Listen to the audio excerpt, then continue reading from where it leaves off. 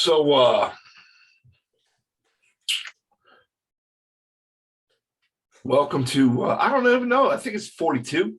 That was my guess. I was just thinking about that. I don't know what episode we're on. I lost track after 40. We made it to 40. Yeah, I We'll think get back on track to make sure we know by 50. I think we're on Jackie Robinson. I think that's where we're at. 42. That's fair. And interesting week. did we go over the games? Nope. We have not reviewed games yet, and we have a pretty decent Thursday night game, which I'm super excited about because I really love not sleeping.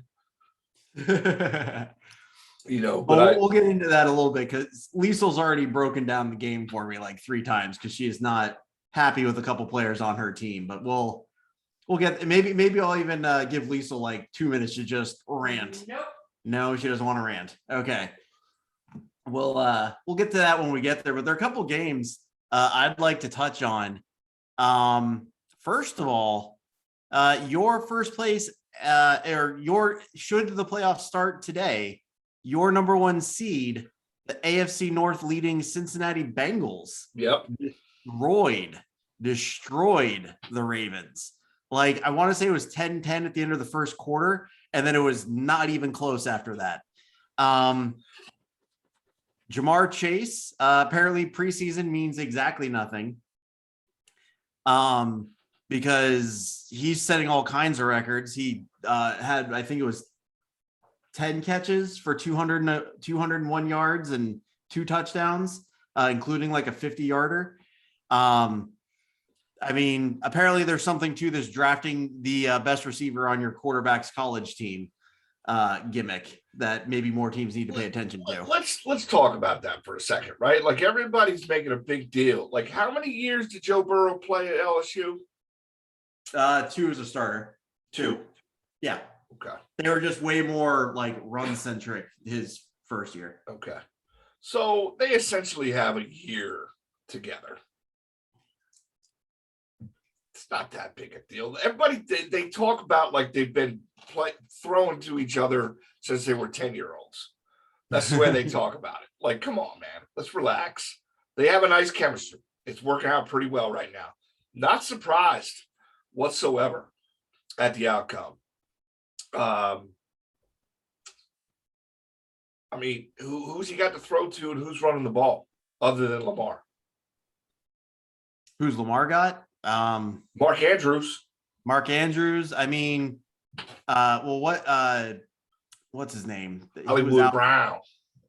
Yeah. Well, no. The running back, Murray. Latavius Murray he's not the best running back in the league, but he's not a slouch. He's not a slouch, but he's also not their first, second, third, or fourth pick, right? Like, they have run the gauntlet on running back injuries. So, right. You know, I mean, we have to take that into account. So I did hear an interesting take that now because the season's longer and, you know, the preseason's been shortened. And on top of that, a lot of teams are opting to maybe play their starters like a series during the preseason, that basically the month of September is like basically the preseason now, is kind of the thought process. And that by the end of October, that's where you kind of start to see who's really there, right?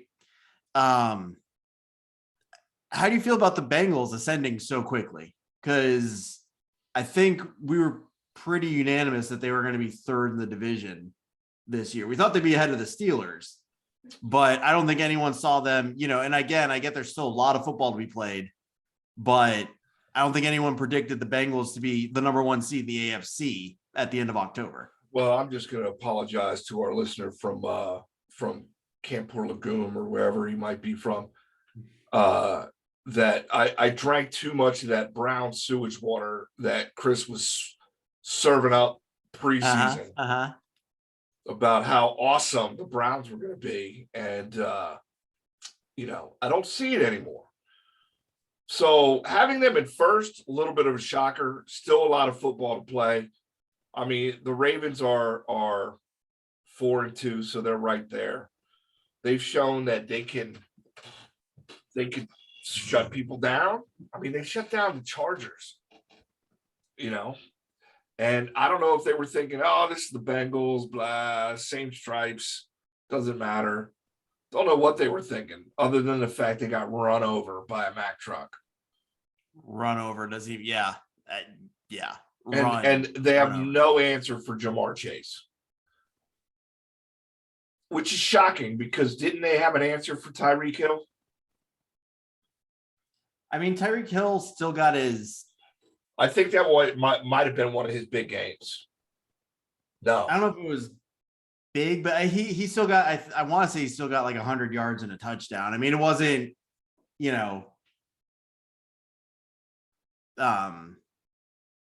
Well, no, actually, that might have been the first game that he didn't do as well. But the thing about the Bengals is they're more than just Jamar Chase, right? I mean, T. Higgins and Tyler Boyd aren't slouches, right? I mean, they're not Tyreek Hill, but they're not, you can't just sick all your people on Jamar Chase. Maybe at this point you should and just see if Higgins can beat you. But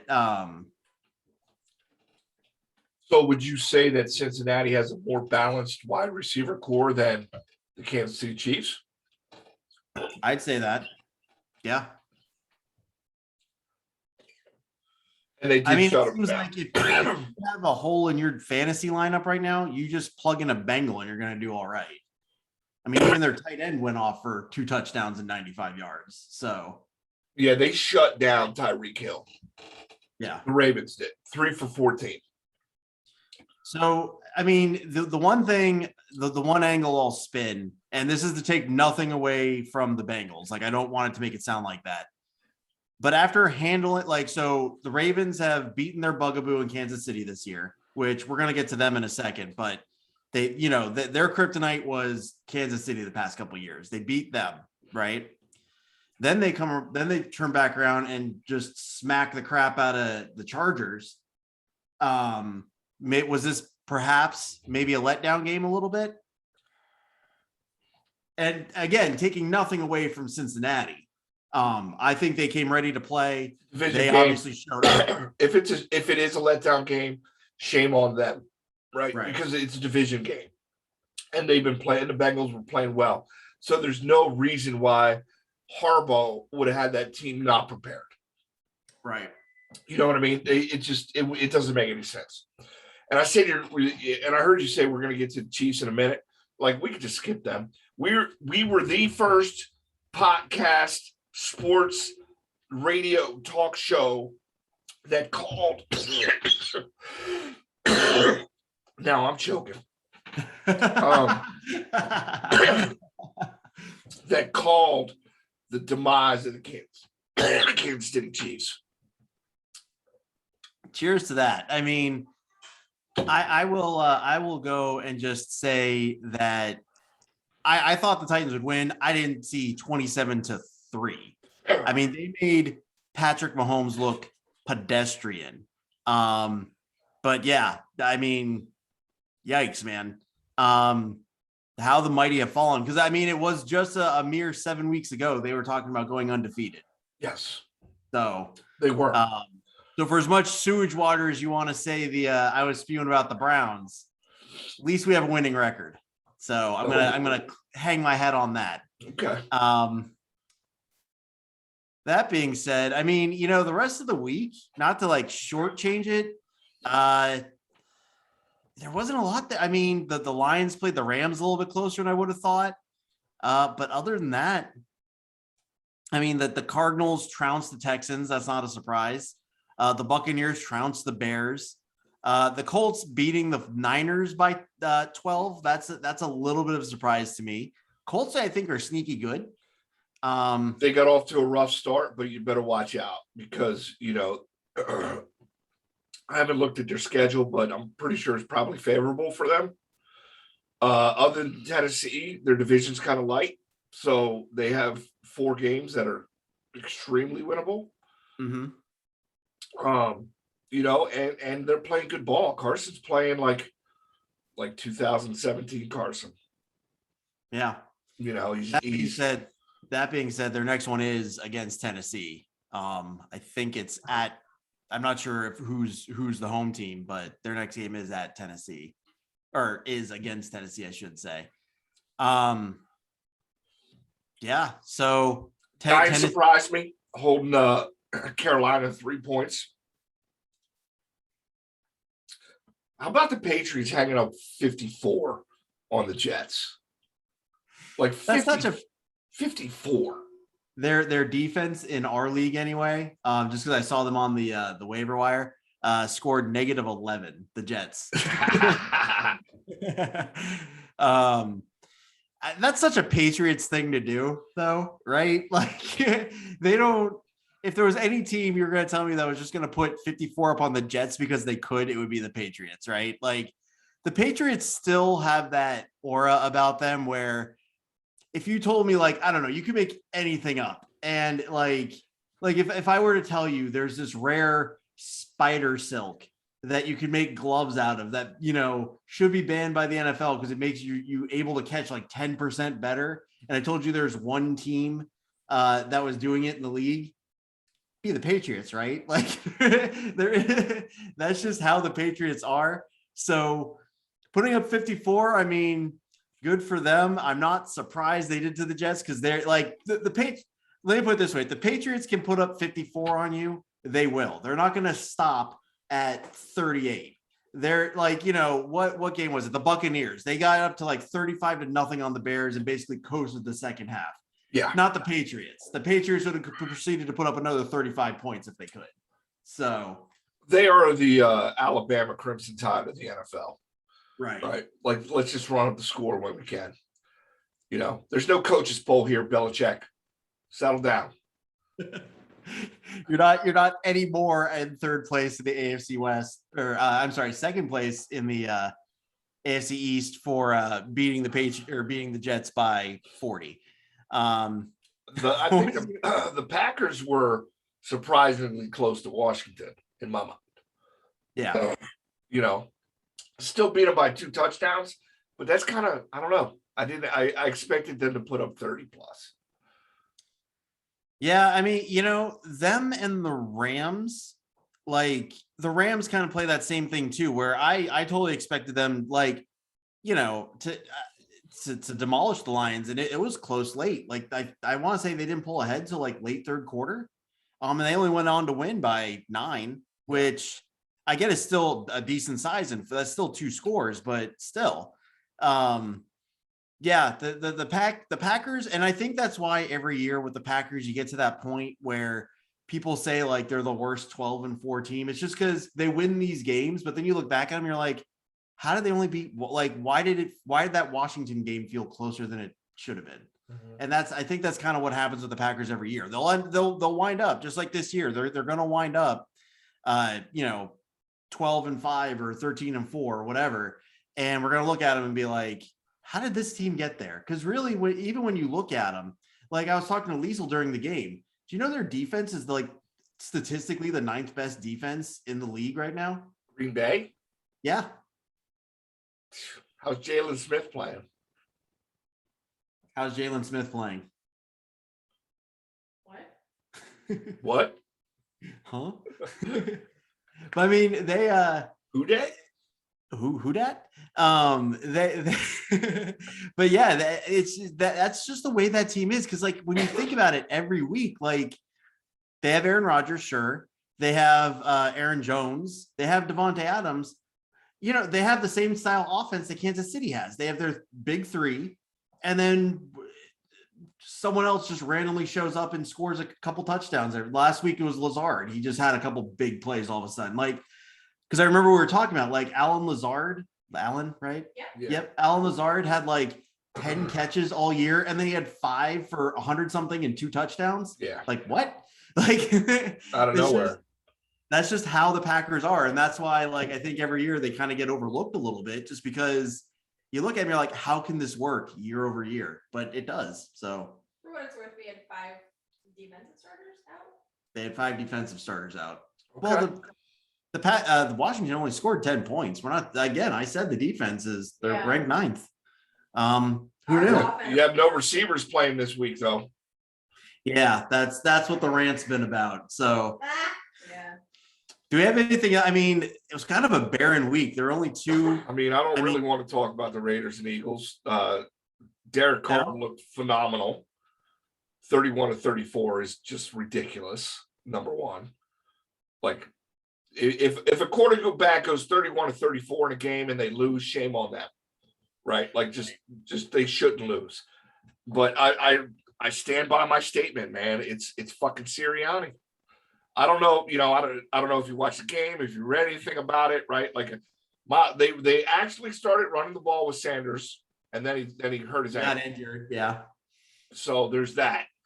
But I just I don't know. He was talking about how the team is like a fucking flower in his latest press conference. Like, who the dude? Who? Stop. That's like Division III, FCS talk. I don't know. Well, because that was the one reason why I started paying attention, because I noticed at one point in the first quarter, like Sanders he was averaging like 5 yards a carry, and then I didn't pay attention, and I noticed like it was late third quarter and he only had 30 yards. I'm going, what the hell happened? And that's when I found out he got injured. And then I went to the page and saw all kinds of, where it's like rooting for the Giants posts. So yeah, it's it's dismal. It is. I don't. They got a lot of problems. I think Jeffrey Lurie is an asshole. He tries to meddle in the team like Jerry Jones, but he's not Jerry Jones. Like, right. I'll give Jerry Jones one thing, right? Like, I'll give him a couple, right? But he wants to win. And he meddles with intent to win, and he's not afraid to spend money and bring players in to win. Like there's no rhyme or reason why the Cowboys have gone so long in a drought, because they've had talent, right? Romo was not a bad quarterback. Des Bryant was not a bad receiver. Right. Ezekiel Elliott is pretty fucking good. Right. They've always had good teams, and just, something happens, one thing or another. I'll say this about the Eagles too, though. Like, I'm keeping my mouth shut because a buddy of mine who may or may not be undercover racist, right, does not like Jalen Hurts, did not like Donovan McNabb, and I was going to present some stats to him about, one rookie season versus another rookie season. If I told you that Jalen Hurts had better numbers than Troy Aikman, Matt Ryan, Matt Stafford, who else did I look at? I looked at a bunch. Like, he's either right on par with them for what would be considered a rookie season or better. So he's not a bad quarterback. I question his deep ball, but I don't know if it's just he doesn't have the time to really set to launch a deep ball, because their offensive line, like, realistically, they have a converted rugby player playing left tackle. I don't know what happened to Lane Johnson, but he must have got hurt in the game, or maybe he went back into treatment. That's kind of bad. Maybe I shouldn't say shit like that, but he wasn't in the game in the second half, right? They have a rookie who was injured all of last year in college. They have another dude who should not be starting. They had Andre Dillard out there. He's been a bust. The only person they have on their offensive line is Jason Kelce. Like, that's legitimate. So, like, I can't gauge Jalen Hurts. I say let it ride. I think he's got enough talent to be a quarterback. If you take your draft picks and really load up the offensive line and the defensive line and linebackers, like, that should be your draft, right? Offensive linemen, three picks in this draft next year should be offensive linemen. Right. Depending on how high they are, if I was the Eagles, I'd say stud defensive lineman first, offensive lineman with one of your first round picks, offensive lineman with your second round pick. And They then have maybe 3 first-round picks. Yeah, well, I was going to say another need with the 3rd first-round pick. So maybe a linebacker or a DB, whatever is needed. I do want to touch on something you said about the owners interfering with the teams. The Browns, under Jimmy Haslam, had a big problem with Jimmy Haslam trying to also be the coach, the GM, and everything else. And again, I get, this year, I get things aren't going as planned, but the team has become noticeably better since Jimmy Haslam has stepped back and let the football people actually do their jobs. So, I mean, you're absolutely right. Like, I mean, this podcast was founded from a trash talk page, so I'm going to talk a little trash. Yeah. Right? It's just going to happen. But legitimately, the Browns are a good football team, right? They got some key injuries, and they're pretty severe, right? Like, I don't know what's up with OBJ, but he's not healthy. Landry is not healthy, at all. Mm-hmm. Top 2 running backs, not healthy. They got some problems. Well, we do get Chubb back this week, but quarterback not healthy. Yeah, quarterback's not healthy. And I don't want to go too much into the Browns because we talked about them a lot, leading up to the Thursday game and leading up. But if you ever want to see some fascinating discussion, go to any Browns fan board and just type the words Baker Mayfield and just watch the replies. It's amazing, the differences of opinion. And I know I waver back and forth, but I've kind of settled on the belief that with the way Stefanski runs our team, you don't need, sure, if Aaron Rodgers wants to come play for the Browns, by all means, right? Yeah. But we don't need to go after someone because we need a Ryan Tannehill to run our offense, and Baker Mayfield can be Ryan Tannehill. And that's all we need. Like I've said it before, I'll say it again, 250 to 300 yards, couple touchdowns, and ideally no turnovers. That's all we need from our quarterbacks. But I don't want to get too far into the Browns. We'll talk about them because they got a big one against the Steelers. We'll talk about them on Friday. But yeah, that's just my one little thing I'll say about them. I'll finish that with the other 3 quarterbacks that I compared Hurts to: Baker Mayfield, Lamar Jackson, Josh Allen. He's either same or better than, as far as rookie seasons go. Josh Allen came in the league and everybody said he couldn't throw the ball. Right. Yeah.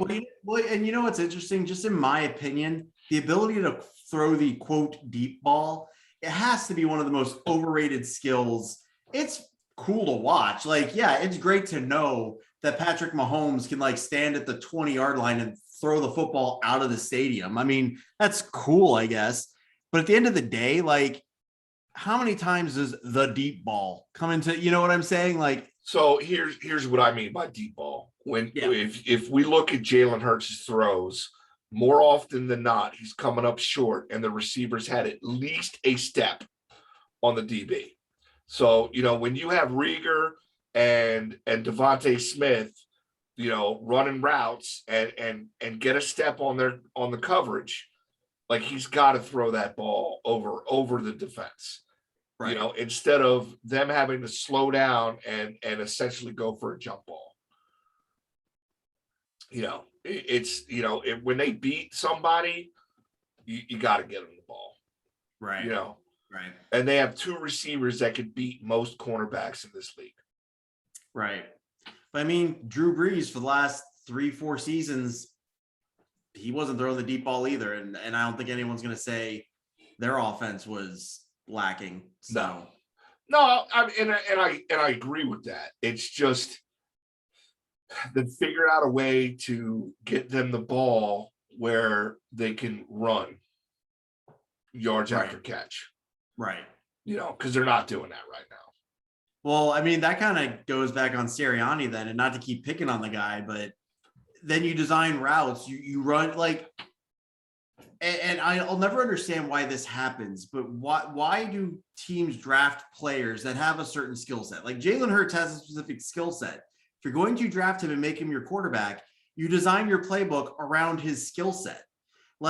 If he doesn't have a super strong deep ball, then why aren't we running more slants? You know what I'm saying? That's what they should be. It should be screens to open up slants, to open up maybe the occasional out, like that's what it should be. And why they don't do that, like why it seems coaches are like, this is my playbook and I refuse to deviate from it, like to his credit, and he's in my division and I hate them for it. But Harbaugh, he completely reinvented his offense based on the skill set of Lamar Jackson, and Lamar Jackson's been an MVP because of it. Yep. I don't get why more coaches can't do that.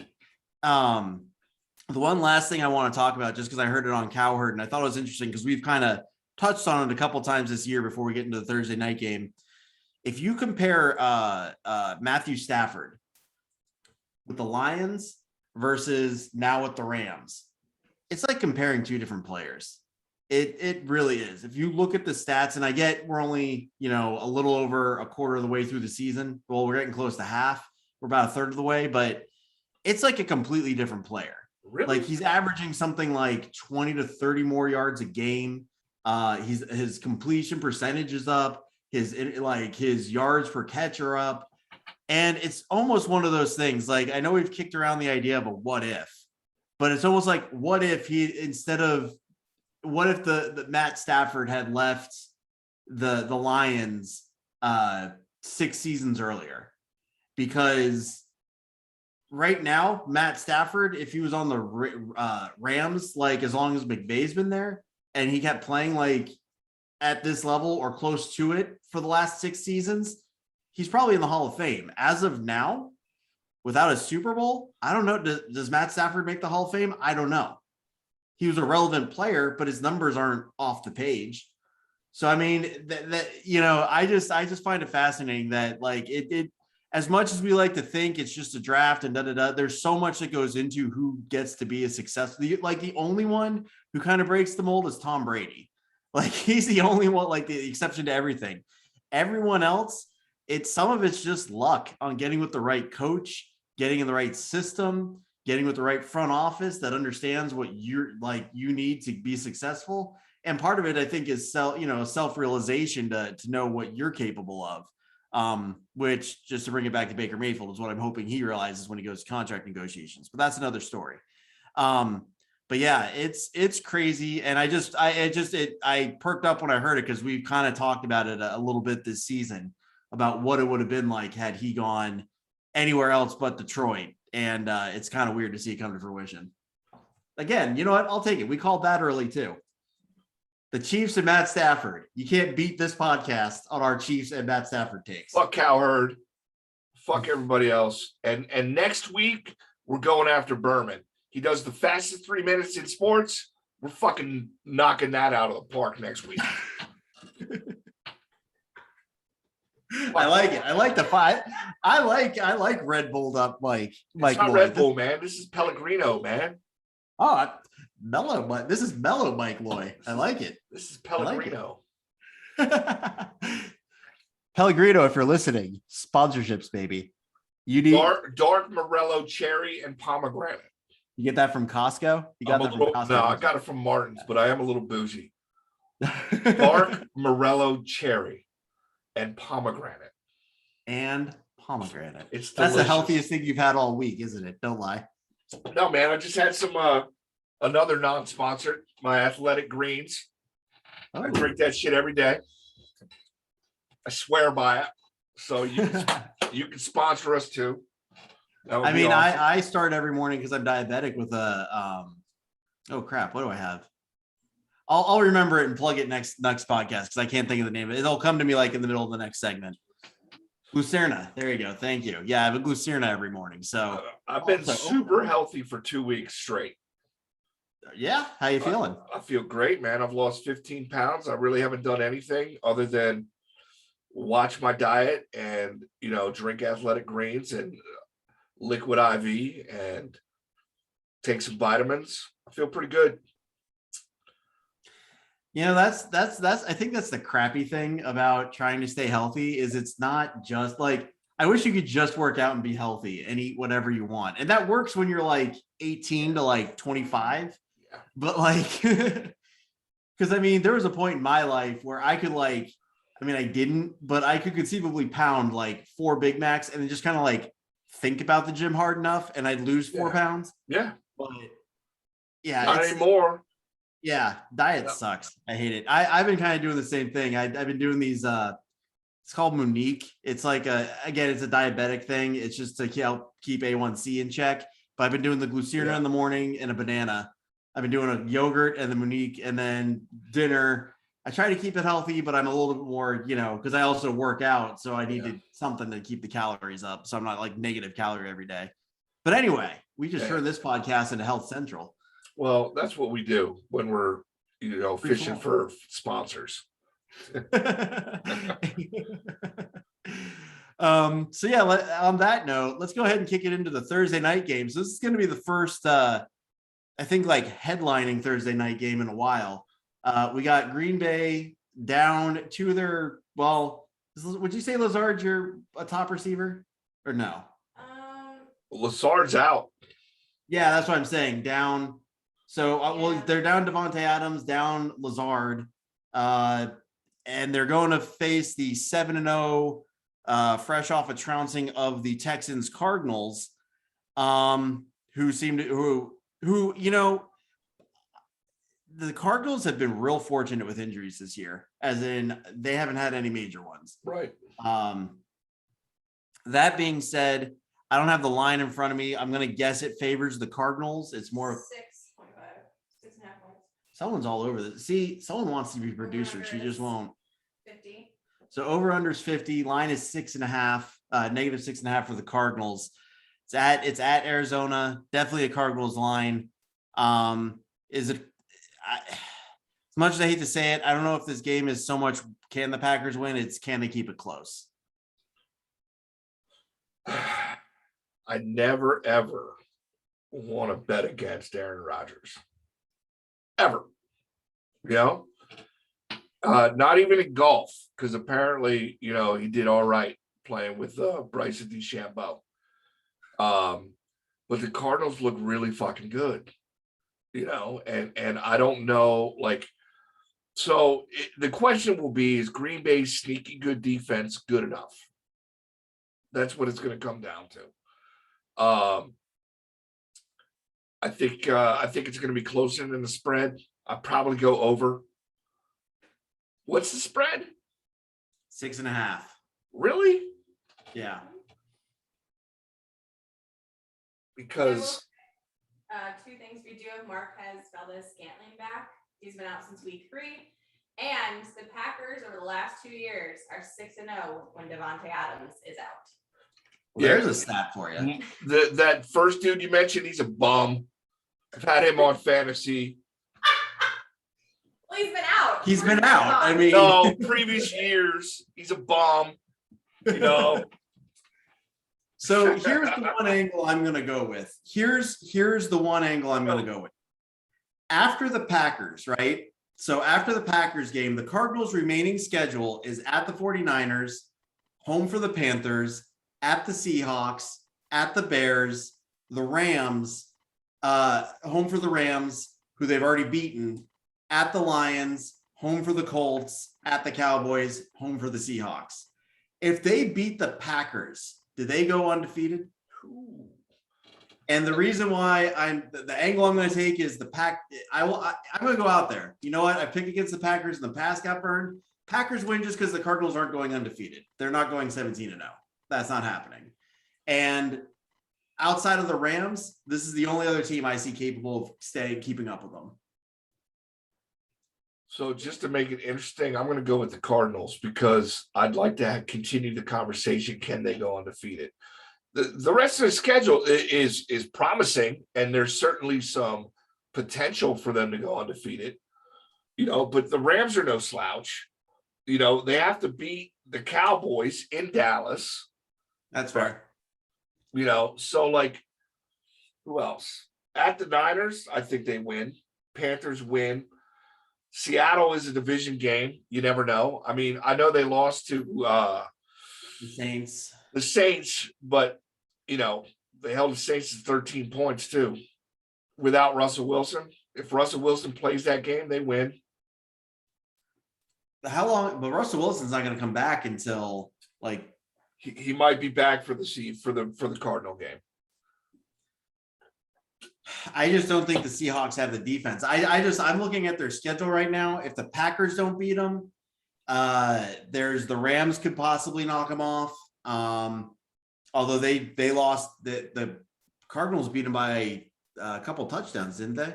Yeah, they beat them by 17 at LA.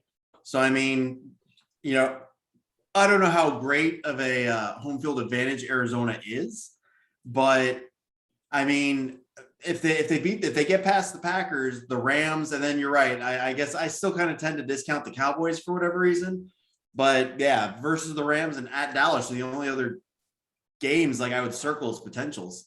Sneaky potential is the Colts. Yeah, at Indianapolis. Yeah, no, it's at Arizona. It's not in Indianapolis. Okay. That's on Christmas. So I'm gonna change my pick. I think the Packers are gonna win. I think they're gonna win it with a healthy dose of Aaron Jones. Yeah.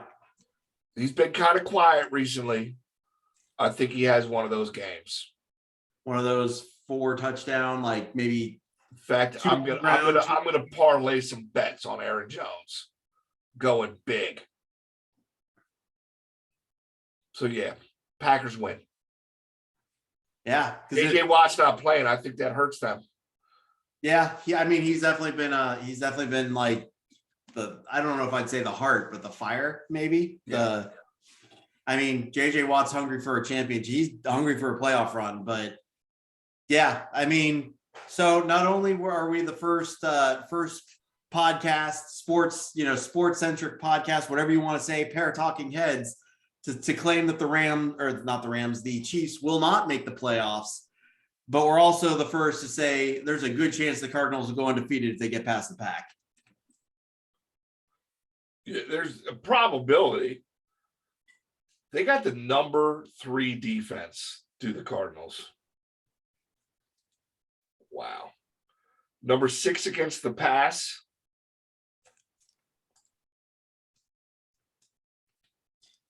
Interestingly enough, number 21 against the run. So interestingly enough, I know it's the preseason, but the Cardinals have already beaten the Cowboys this year. We're not going to stop. I know.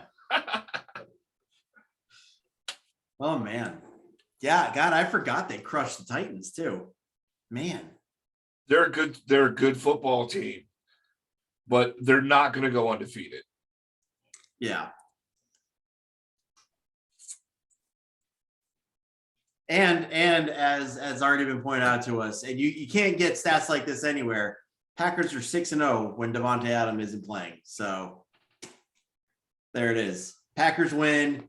Want to go with the final score? Over under, I think she said was 50. Yep, 50 and a half.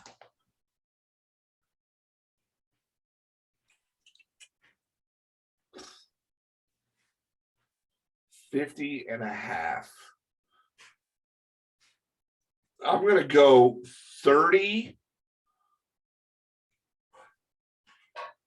to 23. See, I was thinking 30 to 27 Pack. So Jones with 3 touchdowns. That being said, I am sitting in my other league. I have Aaron Rodgers and Joe Burrow, and I'm sitting Rodgers for Burrow this week, just in case. Okay. And then predicting him to put up 30 on the Cardinals. Anyway, well, that was a short and sweet one. The NFL needs to give us more meat. There wasn't much to talk about that this week. I know. We even had to go off topic and talk about getting healthy, not eating fried foods. What fun is that? It's terrible. Do you indulge on the weekends at all? That's my thing. I will eat healthy all week, but then the weekends I don't go overboard, but I'm more likely to enjoy some nachos or something. So my diet is maintained consistency of keto with very minimal carbs, right? But no, I'm trying not to eat fried foods. So thank God for an air fryer that I can make my wings in. I want to get one of those rotisserie baskets for my for my big green egg to do. Rotisserie chicken is so good. It's a basket that goes into the big green egg that just rotates, so the wings just smoke for a couple hours over the flame. It's beautiful. I gotta get that. I'll have to have Lisa tell you. She does these things called adult fish sticks. Okay.